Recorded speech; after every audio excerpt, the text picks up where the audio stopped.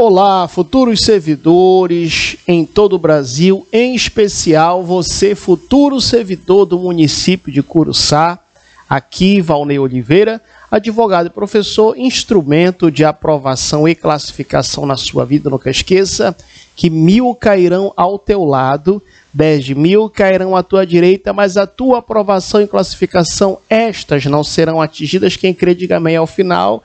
Creio que você vai ser aprovado, será nomeado, tomará posse, entrará em exercício, passará pelo estágio probatório e alcançará sua tão sonhada estabilidade. Quem crê diz o quê? Amém. Vamos rumo à sua aprovação, trabalhando aqui com os senhores e com as senhoras aí, futuros servidores do município de Curuçá, a lei número 1756 de 93. Anote aí, hein? Lei número 1756 do ano de 93. Vamos aqui trabalhar as peculiaridades dessa legislação, lembrando que eu já lhe convido para fazer parte da minha lista de transmissão gratuita de dicas do WhatsApp. Para o concurso aí de Curuçá. Me chame aqui no meu WhatsApp. Estarei lhe colocando nessa lista de transmissão de dicas gratuitas e aí estarei repassando as demais informações do que eu acho que é pertinente e forte candidato para cair na sua prova. Basta você me chamar aqui no WhatsApp. Também, não menos importante, me siga no Instagram, que por lá você vai ficar sabendo de maratonas que eu irei fazer para o concurso aí de Curuçá. Não só eu, como outros professores parceiros, português e outros assuntos também referentes ao seu concurso público. E na plataforma do meu site você vai encontrar lista de questões. Eu até brinco com meus alunos, chamada QS, questão sonhada, Ctrl+C e Ctrl+V mental. Na verdade, as questões elaboradas por mim, aí do nível, como mais ou menos vai cair na sua prova, tá certo? Olha lá, sem mais delongas, vamos trabalhar esta legislação. Essa legislação, ela trata do RJU. Coloque logo na sua cabeça, professor, o que é isso? RJU faz mal com açaí? Nem com bacaba. Anote aí. Essa lei, ela trata do RJU. O que é, professor, RJU? É justamente o chamado regime jurídico único. Preste atenção, hein? É justamente o chamado regime jurídico único. Tá? Então, quando você for servidor aí do município de Curuçá, o que você precisar aí, né, os seus deveres, as proibições, causas de demissão, processo administrativo disciplinar, nomeação, posse, forma de provimento, forma de vacância, todas essas informações, você não precisa catar numa lei aqui, outra lei ali, não. Todas essas informações você vai ter em um só regime jurídico, por isso chamado regime jurídico único. E é interessante, observe aí, que lá em cima, né, diz assim, dispõe essa lei, aí um pouquinho antes do artigo 1º, sobre o regime jurídico único de servidores públicos civis do município de Curuçá. Muita atenção para essa informação. Por quê, professor? Essa lei se aplica aos servidores públicos civis. Como assim, professor? O examinador vai querer falar que se aplica aos servidores civis e militares do município de Curuçá. Não existe militar, tá, do município. Ah, professor, mas aqui no município de Curuçá tem militares da Bombeiro Militar, Polícia Militar, ok, até Exército, Marinha Aeronáutica, ok. Só que eles são militares do Estado, leia-se, bombeiros militares, policiais militares, ou então eles são militares da União, Exército, Marinha e Aeronáutica, mas não existe militares no caso aí do município de Curuçá. Na verdade, nem o município, tá? Nem o município aí a nível de Brasil, tá certo? Muito bem. Vamos então trazer uma informação para vocês também, que é muito importante, é justamente a quem se aplica essa lei. É um macete que meus alunos já até sabem, macete do chamado AAF. O que é isso, professor? Um aluno meu que tinha uma ex-namorada, ou ex-noiva, não lembro muito bem, que às vezes ela falava, fulano, não gostei disso. Eu não gostei daquilo. Eu não gostei disso. Eu não gostei daquilo. Aí ele procurou, professor, já estou me aborrecendo com esse Eu digo, ei, não faça isso. Tudo coopera para o bem daqueles que amam a Deus. Então você vai aprender alguma lição. Ele, professor, aprendi o que é o AAF. O que é o AAF? É dizer que essa lei, qual lei? A lei número 1756 de 93, aplica-se à administração direta, às autarquias e também às fundações públicas, no caso aí do município de quê? Do município de Curuçá. Tá? Então, macete do AAF é dizer que essa lei se aplica à administração direta, às autarquias e às fundações públicas do município de Curuçá. É o que nós percebemos logo na leitura lá, né, da legislação. Você observa assim, dispõe sobre o regime jurídico único, já falamos, RJU, dos servidores públicos civis do município de Curuçá, ou seja, a administração direta, as suas autarquias e as fundações públicas municipais. Fechou? Muito bem, olha só.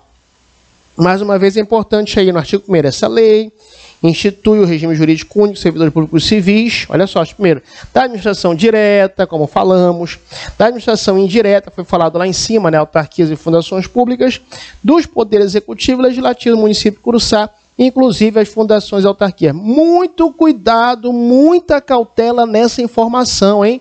Olha só que eu vou passar para vocês. Muito cuidado, muita cautela. No município de Curuçá só existem 2 poderes. Mais uma vez, no município de Curuçá só existem 2 poderes, o poder executivo e o poder legislativo. Por isso que falou aí que essa lei se aplica aos servidores do poder executivo e do poder legislativo, inclusive, como ele falou, administração indireta, ele especificou as autarquias e as fundações públicas. Fechou o raciocínio? Tranquilos até aí? Não esqueça de me chamar aqui no WhatsApp, para que eu possa lhe colocar na lista de transmissão gratuita de dicas do WhatsApp e passar para você as informações, além de dicas, alguns materiais que possivelmente eu terei aí até a conclusão, até o dia da sua prova, tá? Olha só, marque o artigo 2º, que ele é muito importante, porque esse artigo 2º ele traz o conceito de servidor público. E muita atenção, vamos aprender no decorrer do nosso curso que existe o servidor público efetivo, ou seja, aquele aprovado no concurso público de provas ou de provas e títulos, mas existe também o servidor público conhecido como em comissão, aquele de livre nomeação, livre exoneração. Então, mais uma vez, anote aí, existe servidor público efetivo, aquele aprovado no concurso público. Você que está do outro lado aí, eu creio que você será um servidor público efetivo. Efetivo por quê? Porque você vai ser aprovado no concurso público. Vou logo trazer uma peculiaridade, tá? Não confunda efetivo com estável. Mais uma vez, não confunda efetivo com estável. Efetivo é aprovado no concurso público. Estável é o efetivo aprovado no estágio probatório. Vamos falar mais um pouco lá na frente, mas por favor estabeleça logo essa diferença, tá? Mais uma vez, efetivo aprovado no concurso público. Estável é o efetivo aprovado no estágio probatório. Por que eu estou comentando isso com você? Porque o artigo 2º dessa lei traz o conceito de servidor de uma forma genérica. Perceba, aqui ele fala que servidor é a pessoa legalmente investida em cargo público. Então, quando ele traz esse conceito no artigo 2º, que servidor é a pessoa legalmente investida em cargo público, ele está afirmando aí tanto do servidor efetivo quanto do servidor em comissão. Como é que vai cair na prova? O examinador falar, de acordo com a lei número 1756 de 93, servidor é a pessoa aprovada no concurso público. Não, pera lá. Aí ele está trazendo o conceito de servidor efetivo. Ou servidor é a pessoa, aquela pessoa de livre nomeação, livre exoneração. Esse é o servidor em comissão, tá? Muito bem, então fechou o raciocínio, fechamos aí o artigo 2º. O artigo 3º é um artigo importante, vou até pontuar aqui no quadro, rapidinho vamos pontuar aqui no quadro. Olha só, o artigo 3º ele traz o conceito de cargo público. Eu até brinco com meus alunos, mas é muito interessante isso, por quê? Porque cargo público é como se fosse uma célula, né, no nosso corpo. Ou seja, cada célula tem a sua função. Cada célula tem a sua função. A mesma forma o cargo público. Você, como futuro servidor público aí do município de Curuçá, você vai ocupar um cargo público. E quando você estiver ocupando um cargo público, vai ser o momento em que você vai ter um conjunto de atribuições e responsabilidades. Aí vai o primeiro macete, olha só, falou em cargo público, não sei se você alguma vez foi no correio enviar uma carta chamada carta com AR. O que é, professor, carta com AR? Com aviso de recebimento. É aquela carta em que você vai enviar e a pessoa, quando receber lá, vai assinar e o correio depois devolve para você aquele documento ali mostrando que a pessoa recebeu. Então, o grande macete para você ficar aqui e não esquecer do cargo público é como se fosse uma carta com AR. O que é isso, professor? Significa que, como diz o artigo 3º, o cargo público é um conjunto de atribuições, olha só, é um conjunto de atribuições, e o cargo público também é um conjunto de responsabilidades. Olha só, hein? O cargo público é um conjunto de atribuições, também é um conjunto de responsabilidades que o quê? Estão previstos. Onde é que está previsto? Onde é que está previsto esse conjunto de atribuições? Onde é que está previsto esse conjunto de responsabilidades? Esse conjunto de atribuições, esse conjunto de responsabilidade, está previsto justamente, como diz o artigo 3º, na estrutura organizacional, tá? Está previsto na estrutura organizacional, lógico, do município de Curuçá, tá? Previsto na estrutura organizacional, lógico, na estrutura aí do município de Curuçá, tá? Perfeito. Agora tem um detalhe, professor. Perfeito, entendi que cargo público, tá? É o conjunto de atribuições, é o conjunto de responsabilidades. Esse conjunto de atribuições, esse conjunto de responsabilidades está na estrutura organizacional do município de Curuçá. Agora a pergunta que não quer calar, vai ser entregue para quem? Para quem será entregue esse conjunto de atribuições e responsabilidades? Aí fala, vai ser entregue a um servidor. Quem é, professor, esse servidor? Você, eu creio que você vai receber esse conjunto de atribuições e responsabilidades que você entregues a vocês, tá? E é interessante você entender que o cargo público, ele tem o quê? Ele tem denominação própria. É claro que tem. O cargo público, ele tem a chamada denominação própria. Claro, professor, tem sim, lógico que tem. O cargo público, ele tem a denominação própria, ele tem a remuneração paga pelos cofres públicos, com certeza. A remuneração é paga pelo quê, pessoal? Pelos cofres públicos, tá? A remuneração é paga pelos cofres públicos do cargo público e olha só o que nós já havíamos comentado lá em cima. Lembra que eu falei aos senhores e senhoras que lá em cima o legislador colocou o conceito de servidor público bem genérico, a pessoa legalmente investida em cargo público? Perfeito. Só que agora ele já vem falar. Como pode ser esse servidor? Marque aí. Ele pode ocupar esse cargo público em caráter efetivo, tá? Ele pode ocupar esse cargo público de duas formas, em regra, tá? Em caráter efetivo, já falamos que aquele servidor que vai ocupar o cargo em caráter efetivo é o senhor e a senhora que está do outro lado aí, no caso, que serão concursados, né? Então, em caráter efetivo, mas também é possível ocupar esse cargo público em comissão, tá? Em comissão, ou seja, livre nomeação, livre exoneração, tá? Então é muito importante você ficar atento a esses conceitos, porque o examinador ele traz em prova. Logo que diz aí o artigo 4º, ele fala assim, ó, os cargos públicos de provimento efetivo, olha só, ele já começa a pontuar nesse artigo 4º, em específico aqui, ó, os cargos públicos de provimento efetivo, o que ele fala aí? Artigo 4º, são agrupados em planos de carreiras, tá? Então, esses aqui, os cargos públicos de caráter efetivo, eles são agrupados em carreiras. É muito importante você ficar atento a isso, tá? Então, os cargos públicos efetivos, cuidado, o examinador vai querer colocar tanto o cargo público em comissão como o efetivo, né, serão agrupados em carreiras. Não.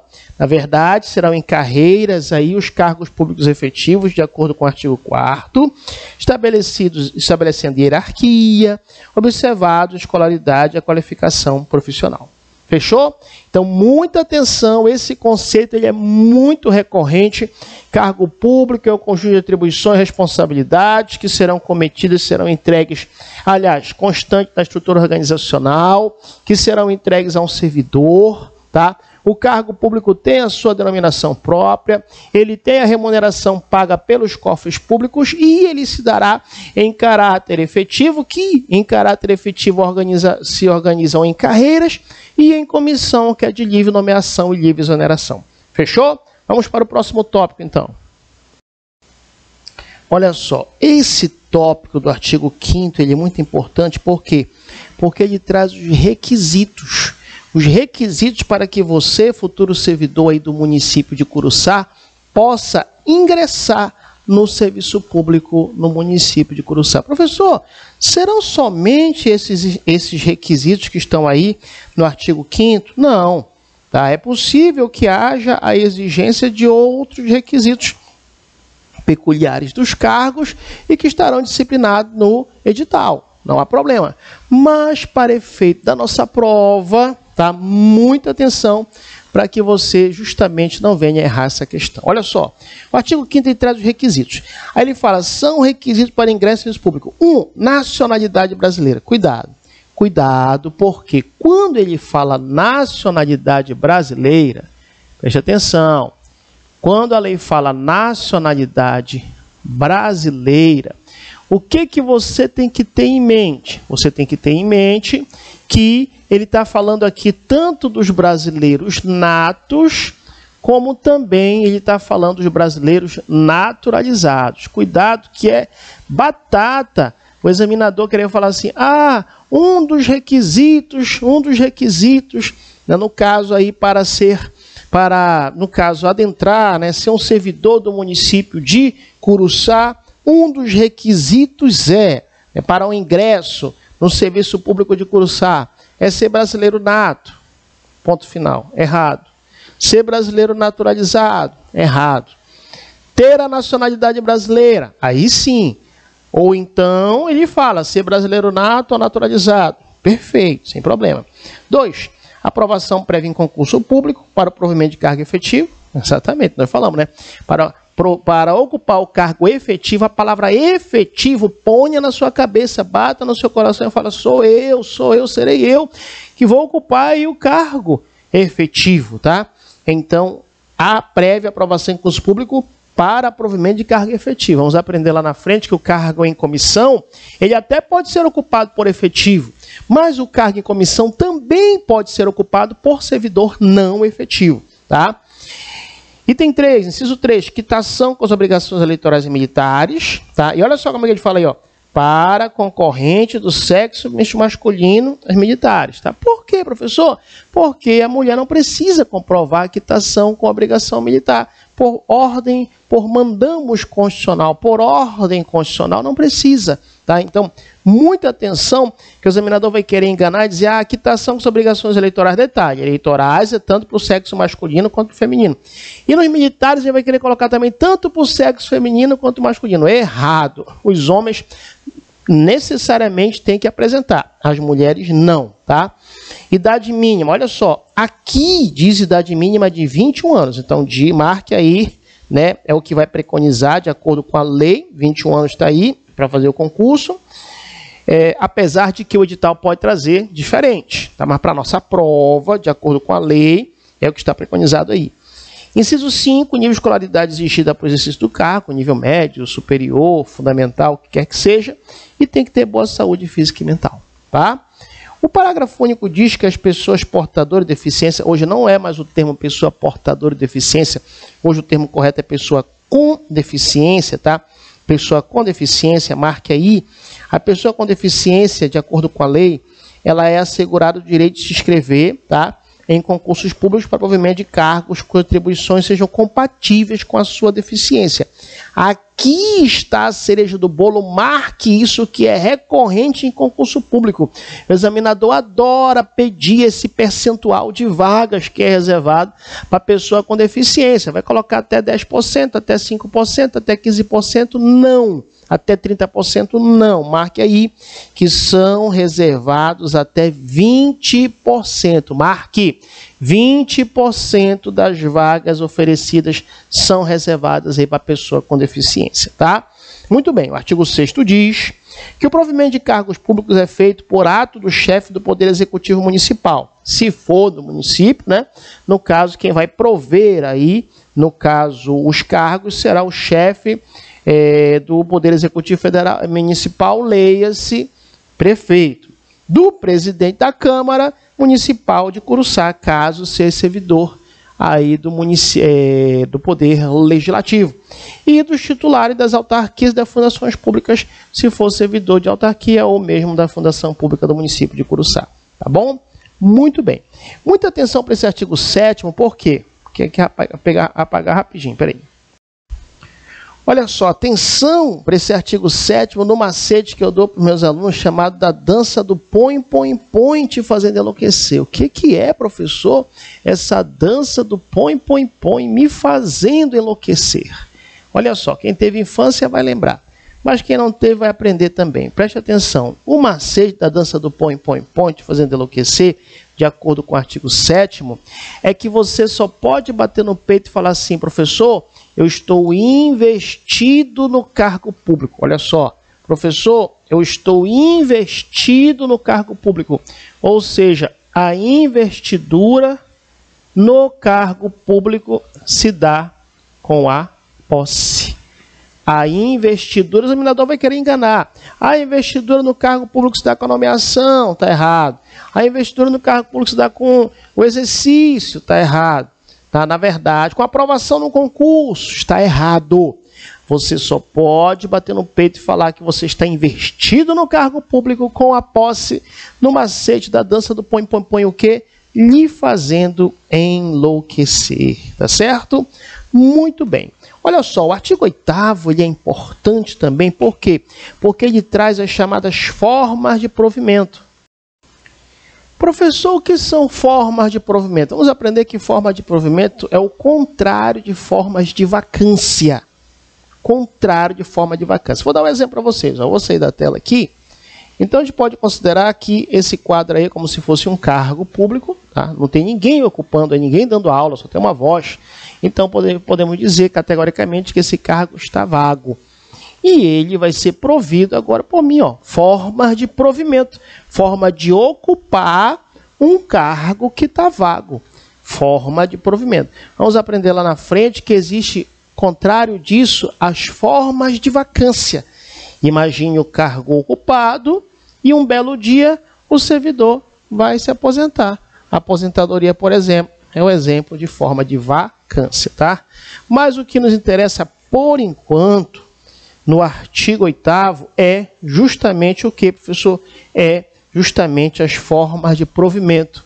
Formas de provimento, de acordo com o artigo 8º, é formas de prover, é forma de ocupar um cargo que está vago. Imagine o cargo vago e ele será provido, será ocupado pelas formas de provimento.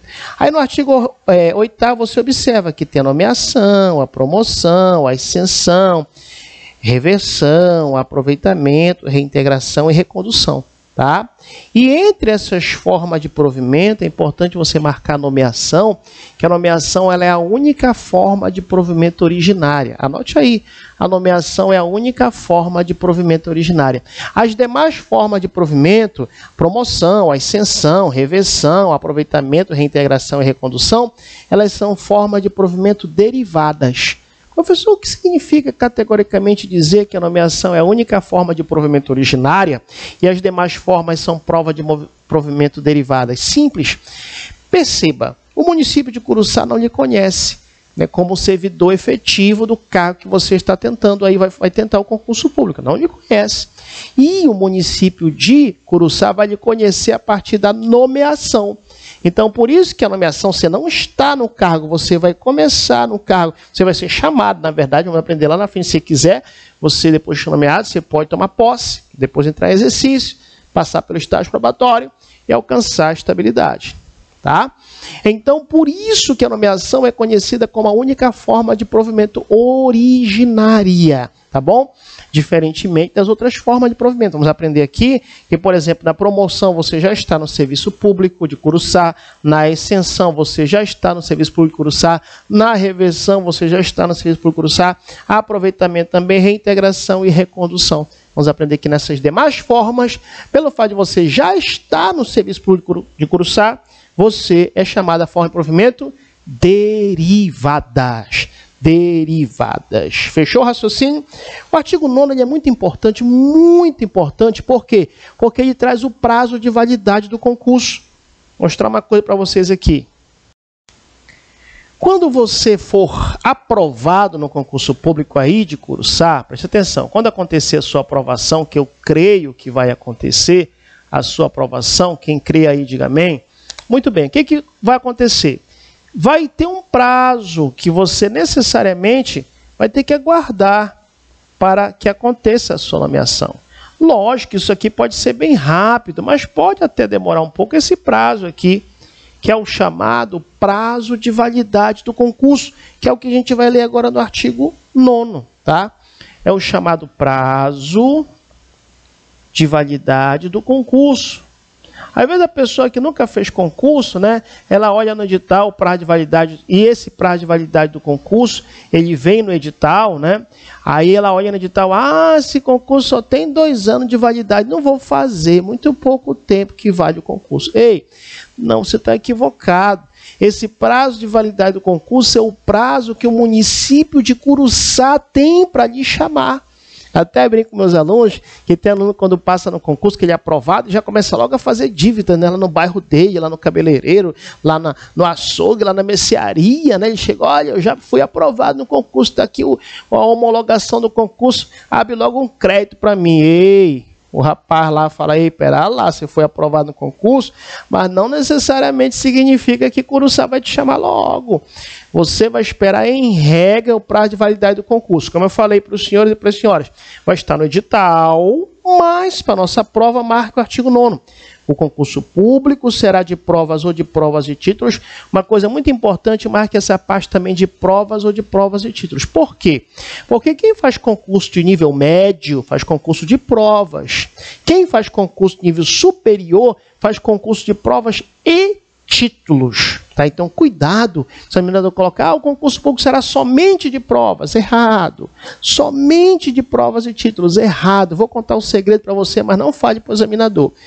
Regra geral, quando cai uma questão para você na sua prova, questão jurídica, né? Palavras que restringem demais ou que ampliam demais, 99% de chance de estar errado. Somente, exclusivamente, sem exceção, todos, 99% de chance de estar errado. Tá? Então, se ele falar, o concurso público será somente de provas, errado. Somente de provas e títulos, errado. Errado, tá? Como ele colocou aqui, de provas ou de provas e títulos. Continuando aí, preste atenção, ó.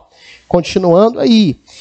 E terá validade de até 2 anos. Olha, anote aí então, o prazo de validade do concurso é de até 2 anos. Significa o quê, professor? Significa que o edital pode trazer o prazo de validade do concurso de 1 ano. Pode. Professor, o edital pode trazer o prazo de validade do concurso de 6 meses? Pode. Pode trazer, sei lá, de 1 ano e meio? Pode. Ele não pode passar de 2 anos, né? Até 2 anos. Aí, continuando a redação aí, ó, do artigo 9º. O que sempre constará do edital que será publicado. Então, a regra é, esse prazo de validade do concurso deverá estar constando no edital. Tá certo? E vamos terminar no artigo 10. Por quê? Porque você deve estar estressado. Está muito grande essa dica, né? Eu sei que você está cansado, né? Então não esqueça então, de me chamar no meu WhatsApp, porque as dicas aqui elas se dão de forma bem tranquila. Um certo momento eu dou as dicas via áudio para você tomar nota, às vezes digitada no próprio WhatsApp, né? Às vezes pequenos vídeos de 30 segundos, 1 minuto, trazendo informações aí para você, e também vou divulgando lá os materiais que eu vou dispondo para vocês para o concurso de Curuçá. Então me chame aí na lista de transmissão. Artigo 10, para finalizarmos essa dica, aos aprovados em concurso público será expedido certificado de habilitação pelo órgão competente. Então, quando você for aprovado, será expedido este certificado de habilitação pelo órgão competente. Fechou o raciocínio?